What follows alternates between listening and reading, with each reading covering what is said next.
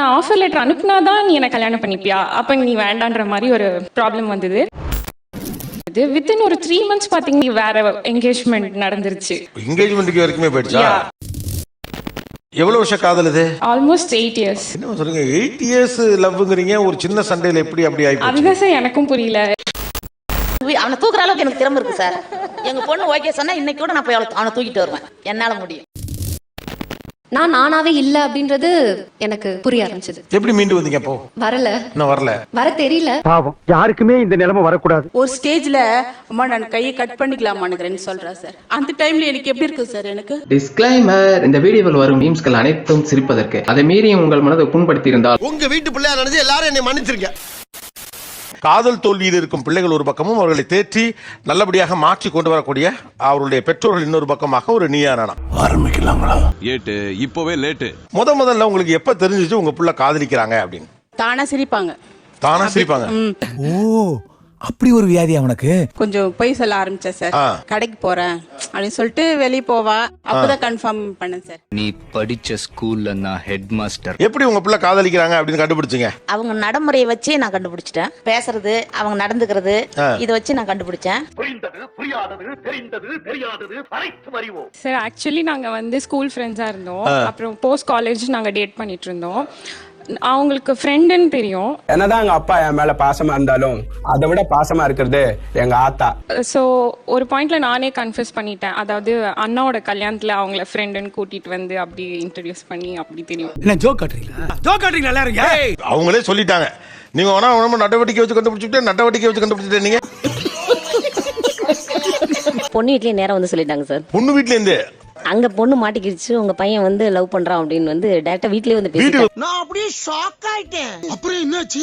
பஞ்சாயத்து ஆயிப்போச்சு. வீட்டுக்கே வந்துட்டாங்க. என்ன சொல்லன்னு தெரியல. கடைசியில என் பையன் இனிமேல் இதை பண்ண மாட்டான். அவங்கள சமாதானப்படுத்தி அனுப்பிட்டீங்க? ஆமா, வேற ஒண்ணும் பண்ண முடியல. நான் உனக்கு மகனா பிறந்தது என்னோட அதிர்ஷ்டம். எனக்காக நீ எவ்வளவு சப்போர்ட் பண்ற. பாய் ஃப்ரெண்ட் தான் லைஃப் பார்ட்னர் அளவுக்கு மைண்ட் வந்தாச்சு. எப்படி இது பிரேக் ஆச்சு? இங்க ஜாப்லெஸ்ஸா இருந்தாங்க. சோ அப்ராட் போயிட்டு அங்க படிச்சுட்டு ஜாப் தேடுறேன்னு சொன்னாரு. துபாய்க்கே போலாமா இல்ல இந்த ஊர்ல இருந்து ஒரு தொழில் பண்ணலாமா? சோ மாஸ்டர்ஸ் முடிச்சுமே ஒரு 3 years ஜாப்லெஸ்ஸாவே இருந்தாங்க, தேடிட்டே இருந்தாங்க. நான் ரொம்ப years I gave him time. அப்பயும் அவங்க ஒர்க் எடுக்கவே இல்லை. வேலைக்கு போய் சம்பாதிக்கணுங்கிற ஐடியாவே உனக்கு கிடையாதா? கொஞ்சம் கூட இல்ல. எனக்கும் இங்க வயசாகுதுன்னு சொல்லிட்டு அந்த ப்ராப்ளம்ஸ் வந்துட்டே இருக்கும்ல. லைக் நீனும் செட்டில் ஆகல, ஃப்ரெண்ட்ஸ்க்கு எல்லாம் செட்டில் ஆறாங்க, எனக்கு வீட்லயும் ப்ரெஷர் இருக்குன்னு சொல்றப்போ கொஞ்சம் நான் ஸ்வீட்டாவே பேசிட்டு இருந்த ஒரு பர்சன் சடனா கொஞ்சம் நம்ம ரூட் அந்த கல்யாணத்துக்கு அவரை ரெடி பண்றது மாதிரி கொஞ்சம் கராரா பேசிருப்பீங்க. கொஞ்சம் அந்த சண்டைகள்லாம் வர ஆரம்பிச்சது. ஸோ அப்போ கொஞ்சம் டிஸ்டன்ஸ் இருந்தது எங்களுக்குள்ளேயே. அதுக்கப்புறம் ஒரு பாயிண்ட்ல அவங்க வேலை வாங்கிட்டாங்க. பட் வேலை வாங்கினதுக்கு அப்புறம் ஒரு சின்ன விஷயம் தான், நான் அந்த ஆஃபர் லெட்டர் பார்க்கணும்னு ஆசைப்பட்டேன். உங்க ஆசை நியாயமானது. ஸோ நான் இவ்வளோ இயர்ஸ் கழிச்சு நீ அந்த ஜாப் வாங்கியிருக்கேன், எனக்கு பெரிய விஷயம், நான் அதை பார்க்கணும் அப்படின்னு சொல்லி கேட்டப்போ அவர் அனுப்ப மாட்டேன்னு சொல்லிட்டாரு. What bro, it's very wrong bro, it's very wrong. நான் ஆஃபர் லெட்டர் அனுப்புனாதான் நீ என்ன கல்யாணம் பண்ணிப்பியா, அப்ப நீ வேண்டான்ற மாதிரி ஒரு ப்ராப்ளம் வந்தது. அவங்க இறங்கி வருவாங்கன்னு நான் வெயிட் பண்ணேன், அவங்க வரவே இல்லை. ஆம்பளமாமா நானும் கொஞ்சம் டஃபா இருந்துட்டு அந்த டைம்ல நீ ஆஃபர் லெட்டர் அனுப்பலன்னா நீ பேச தேவையில்ல போன்ற மாதிரி. எப்பயும் போடுற சின்ன சின்ன சண்டை தானே சார், திரும்ப வந்து பேசிடுவாங்கன்னு தானே நம்ம நினைச்சிட்டு இருப்போம். புஜு பாபு ஆக்சுவலா ரொம்ப நல்லவர் தெரியுமா? ஸோ அந்த மாதிரி தான் நான் இருந்தேன். லாஸ்ட் ஜூன் தான் அந்த மாதிரி ப்ராப்ளம் நடந்தது. வித்தின் ஒரு 3 months பாத்தீங்கன்னா அவங்க மூவ் ஆன் ஆகி வேற என்கேஜ்மெண்ட் நடந்துருச்சு. என்ன சொல்றீங்க? என்கேஜ்மெண்ட்டுக்கு வரைக்குமே போயிடுச்சா? ஸோ எனக்கு எப்படி இவ்வளோ சீக்கிரம் அவங்களால மூவ் ஆன் ஆக முடியும்? லைக் இவ்வளோ years I have invested in him. நெஞ்சமெல்லாம் பொண்ணு அறக்கு தம்பி, மறக்க முடியல. அதாவது உங்களுக்குள்ள இந்த பேச்சுவார்த்தை நடந்ததுக்கு அப்புறம் அவருக்கு என்கேஜ்மெண்ட்ங்கிற தகவல் தான் உங்களுக்கு நேரடியாவே தெரியும். எப்படி இருந்தது அதை கேட்கிறப்போ? ஆக்சுவலி ரொம்ப உடஞ்சி போயிட்டேன். It was shocking. ஏன்னா அதுக்கு முன்னாடி அவங்க என்கேஜ்மெண்ட்க்கு முந்தின நாள் வரைக்கும் நான் பேசிட்டு தான் இருந்தேன். நியாயமா லைக் பேசிட்டு இருந்த சென்ஸ். அப்போ அவங்க இந்தியா வந்திருந்தாங்கன்னு நான் கேள்விப்பட்டேன். அப்போ அந்த 15 days நான் வெயிட் பண்ணிட்டு இருக்கேன், இவர் வந்து மீட் பண்ணுவாருன்னு வரல. அப்புறம் தான் எனக்கு தெரிஞ்சதுங்க அவங்க என்ன ஏமாத்தி இருக்காங்கன்னு. ஒரு பாயிண்ட்ல நானே என்னோட பொறுமையை இழந்து நான் மெசேஜ் பண்ணிட்டேன், நீ ஏன் இன்னும் வரல, 15 days ஆச்சு நீ வரேன்னு சொல்லி அப்படின்னு கேட்டப்போ அவர் நான் ரொம்ப பிஸியா இருக்கேன், எனக்கு நிறைய வேலை இருக்கு, நான் ரொம்ப பிஸி, உனக்கு புரியாது என்னோட சிச்சுவேஷன் அப்படின்னு மட்டும் சொன்னாரு. அந்த கேட்ட நெக்ஸ்ட் டே நான் சாட்டர்டே கேட்டேன், அவங்களுக்கு சண்டே என்கேஜ்மெண்ட். என்ன குடும்பம் பார்த்தடா. அன்னைக்கு கூட அவர் என்கிட்ட சொல்லல எனக்கு நாளைக்கு என்கேஜ்மெண்ட்னு. ஸோ உங்களுக்கு எப்படி தெரிய வந்தது அது? ஃப்ரெண்டு வந்து ஸ்டோரி வச்சிருந்தாங்க சார், அதை பார்த்து. Everything happens for a reason. அதை நான் நம்புறேன். எவ்வளவு வருஷ காதல் இது? Almost 8 years. 8 years-ஆ? எஸ். என்ன சொல்றீங்க 8 years லவ்ங்கறீங்க, ஒரு சின்ன சண்டையில எப்படி அப்படி ஆயிப்போச்சு? அதுதான் சார் எனக்கும் புரியல. இதுக்கு முன்னாடியும் பல சண்டைகள் நடந்திருக்கு. சண்டையும் சச்சரவும் புலவர்களின் பரம்பரை சொத்து, அதை மாற்ற யாராலும் இயலாது. பல டைம் பேசாம போயிருக்கோம். அதுக்கப்புறம் நாங்களே பேசிப்போம் கன்வின்ஸ் ஆகி. இல்ல நான் இறங்கி வந்துருவேன், இல்ல அவங்க இறங்கி வந்துருவாங்க. இருவருமே பரஸ்பரமாக எடுத்துக்கொள்ள வேண்டும். பட் இந்த டைம் இவ்வளவு வேர்ஸா போகும் நானும் எதிர்பார்க்கேன். சோ 8 வருஷ காதல் எதிர்பாராத விதமா கை மாறி போயிடுச்சு. என்னென்னலாம் பண்ணிட்டு இருந்தீங்க? தாங்க மாட்டீங்கடா, இது என்னன்னு தெரியும், தாங்க மாட்டீங்க. 10 days மேல நான் வீட்டை விட்டு வெளியவே போகல. பெட்ரூம்குள்ளேயே தான் இருப்பேன். ரொம்ப டல்லா இருப்பேன். அழுக வரும். பேரண்ட்ஸ் முன்னாடி நம்மளால அழவும் முடியாது, சொல்லவும் முடியல, மெல்லவும் முடியல. தனியா அழுவேன். அவங்களுக்கே மெசேஜ் பண்ணி கெஞ்சிட்டு இருப்பேன், வீட்டுல சொல்லு, கல்யாணத்தை நிறுத்து, just come back to me, I can't tolerate this அப்படின்ற மாதிரி. பட் கத்துறேன், கெஞ்சுறேன், கதறேன். அவர் காதுல விழவே இல்லை. அவங்க என் மெசேஜ் கூட ஓபன் பண்ணி பார்க்கல. அது இன்னும் ஹர்ட் ஆயிடுச்சு எனக்கு. நீங்க நேர்ல போய் பாத்துக்கிட்டு பேச ட்ரை பண்ணலையா? இல்ல சார், எனக்கு போக தோணல. என்னால என்ன பண்ண முடியும்? அழுக வந்துரும், தலைவலி வந்துரும். அட்லீஸ்ட் ஒரு க்ளோஷர் கொடுத்துருக்கலாம் ப்ராப்பரா வந்து இன் ஒரு பர்சன். ப்ராப்பர் க்ளோஷராவது கொடுத்துருக்கலாம்.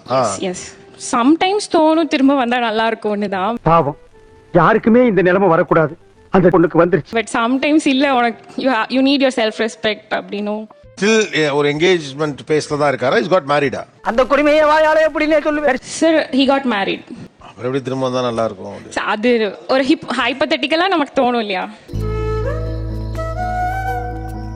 இவங்க இந்த வழியில எல்லாம் இருக்காங்க அப்படின்னு உங்களுக்கு தெரியுமா? இப்படி ஒரு என்கிட்ட சொல்லணும்னு அவளுக்கு தோணல. அவனுக்காக என்கிட்ட 4 வருஷமா பேசவும் இல்ல. 4 வருஷமா பேசலையா? பேச்சுவார்த்தை எங்களுக்கு கிடையாது. அது அண்ணா போட்டோ பார்த்துட்டாங்க. ஸோ அப்போ வந்து அம்மாட்ட சொல்லிட்டு ப்ராப்ளம் ஆச்சு. Lot of problem, daily problem. So நான் வந்துட்டு கேட்க மாட்டேன். I will still. சோ அம்மா ஆரம்பத்துல மறுத்தாங்க. யா, அம்மா. சோ அதனால அவருக்காக உங்கள்ட்ட பேச்சுவார்த்தை கூட இல்லாம இருந்திருக்கீங்க. பெத்த வயிறு பத்திட்டு எரியுது. ஆமா, நான் சென்னையில ஒர்க் பண்ண வந்துட்டேன். ஸோ அப்போ வந்துட்டு நான் வீட்டுக்கே போக மாட்டேன். அங்கேயே சென்னையிலே தான் இருந்தேன் ஒரு 2 years. அங்கே வீட்டுக்கே போக மாட்டேன். இருட்டுல கண்ணு கட்டி காட்டுல விட்ட மாதிரி. அதுக்கப்புறம் அப்படியே ஃபாரின் போயிட்டேன். அப்பயும் அம்மா பேசல. இப்போ வந்தப்புறம் தான் அம்மா பேச ஆரம்பிச்சாங்க. எங்க பையனும் என்கிட்ட இவ காதலிக்கிறான்லாம் சொல்லல. இந்த வயசுல லவ் வரணும், வரத்தான் செய்யும். மொத்தமா போட்டோ பார்த்துட்டு இவளை அடிக்கிறான். அடிக்கும்போது கூட ஒரு பைக்காக சண்டை வந்துச்சுமான்னு மட்டும்தான் என்கிட்ட மறைச்சு சொன்னான். உன்னையெல்லாம் சின்ன வயசுல கள்ளி பால் கொடுத்து கொண்டிருக்கணும்டா. உங்க அண்ணனும் அப்போஸ் பண்ணாரா? ஆமா, அண்ணாவும் அப்போஸ் பண்ணாரு. கூட பிறந்தவங்கிற மரியாதை இல்லாம எழுத்து பேசிட்டு இருக்கான். இல்ல, நீங்க ஆரம்பத்துல வேணாம்னு சொன்னாலே எப்படி இறங்கி வந்தீங்க நீங்க எல்லாத்தையும் விட்டுட்டு? அவங்க வந்து வருத்தத்துல இருக்கும்போது தான் நான் பேசவே ஆரம்பிச்சேன். விட்டு கொடுக்குறவையா உள்ள விட்டீங்களா? நல்லா இருக்கணும்யா. நீ வருத்தப்படாத, நான் இருக்கேன். இந்த மாதிரி எத்தனையோ நடந்திருக்குது. சார் ஆக்சுவலி அம்மா வந்து ரொம்ப சப்போர்ட் பண்ணாங்க சார். பெத்தவனுக்கு தான் தெரியும் பிள்ளைய பத்தி. லைக் நீ சொல்லு, நான் போய் பேசுறேன் அவன் கிட்ட, அவன் எப்படி அப்படி விட்டுட்டு போலாம், இவ்வளவு தூரம் உனக்கு ஹோப். நீ வந்து ஓகே சொன்னா நான் போய் அவனை தூக்கிட்டு வரேன். தூக்கிட்டு வரேன் நான் சொல்லு. பாக்குறதுக்கு நான் பொம்பளை, ஆனா நட்சத்திர ஆம்பளடி. அவங்க அப்பா தான் அவனை தூக்குற அளவுக்கு எனக்கு திறமை இருக்கு சார். எங்க பொண்ணு ஓகே சொன்னா இன்னைக்கு கூட நான் போய் அவனை தூக்கிட்டு வருவேன். என்னால முடியும். ரொம்ப பயங்கரமான ஆளா இருப்பாரோ. உங்க அம்மா என்னென்னலாம் உங்களை சப்போர்ட் பண்ணாங்க? ஆக்சுவலி வீட்ல உட்காந்து அழுதுகிட்டே இருப்பேன். அப்போ வந்துட்டு திட்டுவாங்க.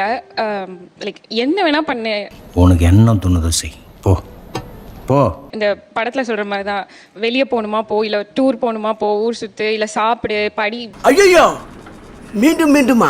Two whatever you want, but don't just sit and cry. என்னால் அது பார்க்க முடியல. ஆல்சோ நீ அவனுக்காக நீ உட்காந்து அழக்கூடாது. நீ உனக்கு என்ன தோணுதோ நீ பண்ணு அப்படின்னு சப்போர்ட் பண்ணாங்க. என் மேல உனக்கு இவ்வளவு பாசமாடா? ஆமா master. You are completely out of that or still அதே அது அந்த உறுத்தலும் கவலையிலும் தான் இருக்கீங்களா? இருக்கு சார், ஒரு ப்ராப்பர் க்ளோஷர் கிடைக்கல.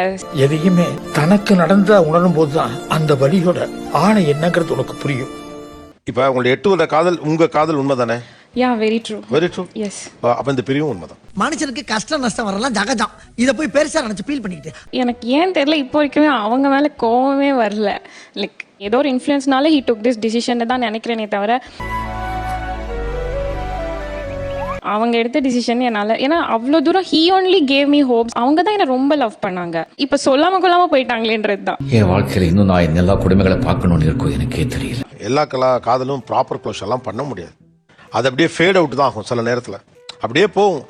உன் மனசுக்கு நீ ரொம்ப நல்லா இருப்ப. நாளைக்கு உங்க குழந்தை வந்து அந்த குழந்தை சிரிக்கும்ல, அது கூட க்ளோஷரா இருக்கலாம். க்ளோஷருக்குலாம் வெயிட் பண்ணாதீங்க, இட்ஸ் ஓவர். நீங்க க்ளோஷர் கொடுக்காம இது பண்ணவே முடியாது. எல்லா மனுஷங்களும் அவங்களுக்குள்ள சில கதைகளை சுமந்துக்கிட்டு தான் சுத்துறாங்க இல்ல.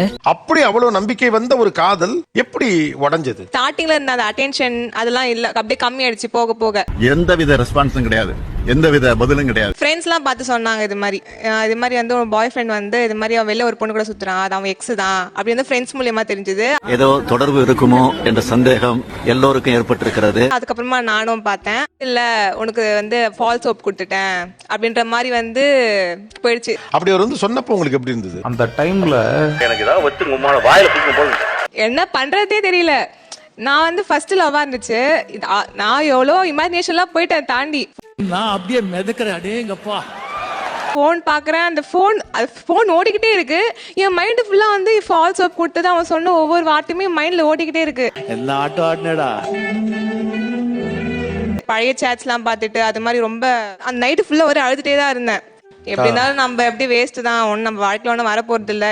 ஒரு பொண்ணு நினைச்சா எதை ஒன்றும் சாதிக்கலாங்க, உங்ககிட்ட அவ்வளவு சமாச்சாரம் இருக்கு. இல்லை இனிமையில ஃபெயிலியர்ஸாக தான் வரப்போகுது வாழ்க்கையில் அப்படின்ற மாதிரி போயிடுச்சு. நீங்க எப்படி அதை கண்டுபிடிச்சீங்க? பொண்ணு வந்து இந்த காதல் அவங்களுக்கு ஒர்க் ஆகல, அது உடைஞ்சிருச்சு சொன்னா தீத்துற போறியா? என்னால முடிஞ்சதை செய்யறேன், சொல்லுங்க. அழுதுட்டே இருந்தா நல்லா கொஞ்சம் மேக்கப்ல கொஞ்சம் கான்சன்ட்ரேட் பண்ணுவா, பளிச்சுன்னு இருப்பா face. Full day fresh, full day பளிச். அவ 3 மாசம் அவ மேக்கப்பும் கிடையாது, அப்படி ரொம்பவே டல்லா இருந்து சாப்பிட மாட்டா. லைட் போட்டா அவ முடிச்சிட்டு இருப்பா. ஒரு ஸ்டேஜ்ல அம்மா நான் கையை கட் பண்ணிக்கலாமான்னு சொல்றா சார். அந்த டைம்ல எனக்கு எப்படி இருக்கு சார், எனக்கு மால்க்கு அப்படியெல்லாம் கூட்டின்னு போயிட்டு நாங்க வந்து அடிக்கடி வந்து ஒரு மாதிரி பீச்சுக்கு அதெல்லாம் போவோம். இதெல்லாம் எங்களுக்குள்ள ஒரு என்டர்டைன்மெண்ட்டுங்க. அம்மா என்ன பண்ணாங்க உங்களை ஒரு நார்மலுக்கு கொண்டு வரதுக்கு? என்னெல்லாம் பண்ணாங்க? இது மாதிரி வந்து நீ பண்ணல பாத்தியா, எப்படி அனுபவிக்கிற பாத்தியான்னு குத்தி காட்டுவாங்க. பாரு, இந்த பழசி எல்லாம் கிண்டி கிண்டி கேட்டா எனக்கு பிடிக்காது. இதுக்கு எங்க மம்மி வந்து குத்தி காட்டி பேசுவதும் கிடையாது, என் பாஸ்ட் பத்தி பேசுவதே கிடையாது. ஒரு பொண்ணோட மனசு இன்னொரு பொண்ணுக்கு தான் தெரியும் சொல்லுவாங்க. அம்மாக்காக அந்த பையனை என்ன விட்டுடலாம் எதுக்கு அப்படின்ற மாதிரி நானே வந்து மூவ் ஆன் ஆயிட்டேன். Very good brilliant. லைஃப் எப்படியும் ஸ்டாப் ஆக போறது இல்ல, நெக்ஸ்ட் வாட்ஸ் நம்ம போயிட்டு தான் இருக்க போறோம். அப்புறமா வந்து இதெல்லாம் வர்த்தே இல்ல. லைஃப்ல எல்லாமே ஈஸியா எடுத்துக்கணும், அதான் என் பாலிசி. லைஃப் வந்து இன்னும் எக்ஸ்ப்ளோர் பண்ண வந்து அதுல பாஸ்ட்ல மறந்து போதும். எல்லாம் புதுசா பார்க்கும்போது, பீப்புள்ஸ் எல்லாம் பார்க்கும்போது, மத்தவங்கிட்ட பழகும் போது, ஒருத்தரோட பேசுறதுக்கு பழகிறதுக்கு எதுக்கு யோசிக்கணும்? இதெல்லாம் வந்து நம்மளுக்கு புதுசா தெரியுது. எக்ஸ்பீரியன்ஸ் பண்ணும்போது வந்து அதெல்லாம் பாஸ்ட்ல மறந்து போனாலும் வர்த்தே இல்ல அப்படின்னு தோணுது. ஐ டோன்ட் கேர் என்று சொல்லி நகர வேண்டும். ஓகே, வேற ஒரு விஷயத்தை எக்ஸ்ப்ளோர் பண்றப்ப அது தருகிற ஒரு உற்சாகம் அப்ப இதெல்லாம் ஒண்ணும் இல்லைன்னு தோண வச்சிருது. உங்கள் பெண் காதலிக்கிறார் என்பது எப்படி கண்டுபிடித்தீர்கள்? அவங்க நேராவே வந்து சொன்னாங்க. உங்களுக்கு அதுக்கு மேல சந்தேகம்லாம் ஒண்ணும் இல்ல. அவ எது ஒண்ணா ஃப்ரெண்ட்லியா என்கிட்ட ஷேர் பண்ணுவா சார். எதையுமே அவங்க போக்குல விட்டு பிடிக்கணுக்கா. ஃப்ரெண்டோட அண்ணனை தான் பண்ணாங்க. சரி, ஃபர்ஸ்ட் ஃப்ரெண்டா தான் இருந்தாங்க. அப்ப இந்த மாதிரி வந்து என்கிட்ட ப்ரப்போஸ் பண்றாங்க அப்படின்னு சொல்லி தான் என்கிட்ட அவங்க டைரக்டா சொன்னாங்க. எல்லாம் பயங்கரமா டெவலப் ஆயிட்டு இருக்காங்க, நாம தான் இன்னும் அப்படியே இருக்கிறோம். எனக்கு வந்து டாடி கிடையாது சார், சரி, மம்மி மட்டும் தான். அவங்க என்கிட்ட ரொம்ப ஃப்ரெண்ட்லியா இருப்பாங்க. அப்படிங்களா? ரொம்ப ரொம்ப சந்தோஷம். நான் உங்க கிட்ட ஒண்ணு சொல்லணும் அப்படின்னு. அதுக்கப்புறம் என்ன சொல்லு பாப்பா அப்படின்னு கேட்டாங்க. இல்லம்மா எனக்கு ஒரு மாதிரி இருக்கு சொல்றதுக்கு அப்படின்னு. உங்க மனசுல இருக்கிறதெல்லாம் வந்து கொட்டுங்க. அதுக்கப்புறம் தான் சரி என்னனாலும் சொல்லு, அம்மா இருக்கேல்ல உனக்கு சொல்லு அப்படின்னாங்க. அப்புறம் மடியில படுத்து அழுதுட்டேன். நீ திரும்ப திரும்ப என்னால தாங்க முடியாதா? அழுதுட்டக்கு அப்புறம் தான் இந்த மாதிரி வந்து சொல்றாங்கம்மா அப்படின்னு. உனக்கு என்ன தோணுது அப்படின்னு சொல்லி கேட்டாங்க. நான் என்ன டிசிஷன் எடுக்கிறதுன்னு எனக்கு தெரியலமா. கவலையே படாதீங்க, காதலுக்காக உயிரே குடு. ஆனா எனக்கும் பிடிச்சிருக்கு.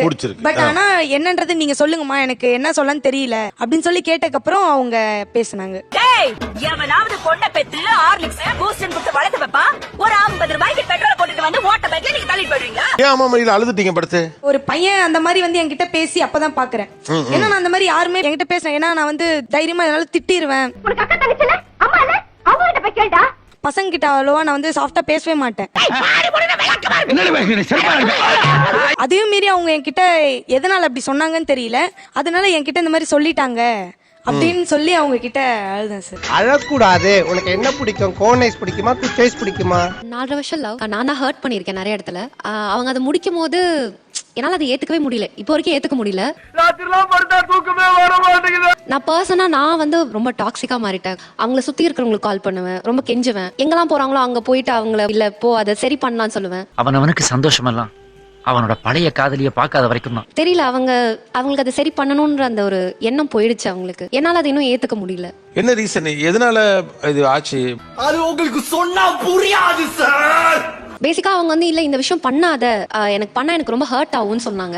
நான் அந்த விஷயம் போய் பண்ணிட்டேன். ஒருத்தவங்ககிட்ட பேச வேணாம்னு சொன்னாங்க, நான் பேசிட்டேன். இது ஒரு பிரச்சனைன்னு பேசிட்டு இது ஒரு கேவலம். லவ் பண்ணும்போது அதை அக்செப்ட் பண்ண தெரிஞ்ச எனக்கு இல்ல அவங்க போயிட்டாங்க அந்த ஒரு புரிதல் எனக்கு இல்ல. நீங்க டாக்ஸிக் ஆயிட்டே இருக்கீங்கன்னு உங்களுக்கு எப்ப தெரிஞ்சது? எதுக்கும் பயப்படாதவன் நானே வந்து திணறேன் பாருங்க. ஒரு 8 மாசமா நான் இப்படிதான் இருக்கேன் அப்படின்ட்டு. ஏன்னா என் ஃப்ரெண்ட்ஸ் என்கிட்ட நல்லா பேசுவாங்க, எல்லாருக்கும் கால் பண்ணி இல்ல எனக்கு ப்ளீஸ் கால் பண்ண சொல்லுங்க, என்னால அதை கண்ட்ரோல் பண்ண முடியல. நான் நானாவே இல்ல அப்படின்றது எனக்கு புரிய ஆரம்பிச்சது. எப்படி மீண்டு வந்தீங்க அப்போ? வரல, இன்னும் வரல, வர தெரியல. திரும்ப கை கூட ஏதாவது வாய்ப்பு இருக்கா? சான்ஸே கிடையாது. எனக்கு ரொம்ப ஆசை இருக்கு. ஆசை இருக்கு, வாய்ப்பு இருக்கான்னு? வாய்ப்பு இல்லன்னு தான் நினைக்கிறேன். அப்ப என்ன ஆப்ஷன் இருக்கு நமக்கு? அதுக்கெல்லாம் தெம்பில்ல, விட்டுடுங்க. போராடுற வரைக்கும் போராடி பாக்குறோம். இதுல இருந்து வெளில தான் வந்து ஆகணும். எனக்கு அது வர தெரியல. உங்க பேருமா? யாமினி. யாமினி 9 மாசத்துக்கு முன்னால எப்படி இருப்பா? முந்தியெல்லாம் ஒரு ஜோக்க சொல்லி எல்லாரும் சிரிங்க சிரிங்கன்னு சிரிக்க வைப்பேன். என்ன பண்றீங்க நீங்க ஆக்சுவலா? நான் இப்ப மீடியால ஒர்க் பண்ணிட்டு. வேற என்ன, வாட் நெக்ஸ்ட்? இப்போதைக்கு தெரியல சார். ஆசை நிறைய இருக்கு, இப்போதைக்கு எதுவுமே பண்ண முடியல சார். யார் யாரு எப்படி எப்படின்னு தெரிஞ்சு போயிடுச்சு, கவலையும் கூடவே வந்துருச்சு. நன்றி மக்களே, இந்த வீடியோ ஓரளவுக்கு எண்டுக்கு வந்துருந்துச்சு. அப்பா எம்மா கிட்ட முடிச்சுப்பா. நான் என்ன சொல்றேன்னா, இந்த வீடியோ உங்களுக்கு பிடிச்சிருந்துச்சுன்னா லைக் பண்ணுங்க, பிடிக்கலன்னா தயங்காம டிஸ்லைக் பண்ணுங்க. அந்த சப்ஸ்கிரைப் பண்ணுங்க. அடுத்து ஒரு அமேசிங் நியானா கனல்ல மீட் பண்ணலாம். Bye bye. Thanks a lot. நிகழ்ச்சியில் கலந்து கொண்ட அனைவருக்கும் கோபிநாத்தின் நெஞ்சார்ந்த நன்றிகள். நன்றி, வணக்கம்.